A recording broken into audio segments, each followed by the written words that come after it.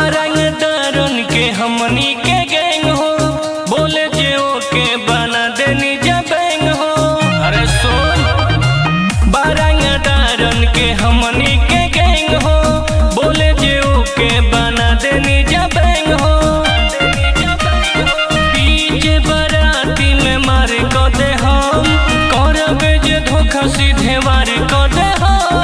छतिए के गोली आरे पार को दे हम, सुन सुन तोर संसार को दे हम।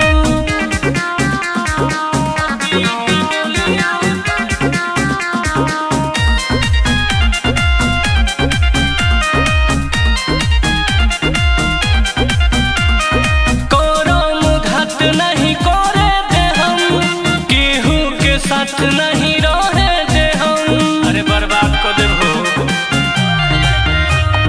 कोही तोर रहल काल को दे हम, भाई से तोरा बवाल को दे हम।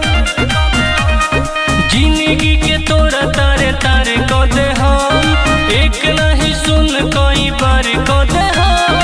छतिया के गोली आर पार को दे हम, सुना सुना तोर संसार को दे हम।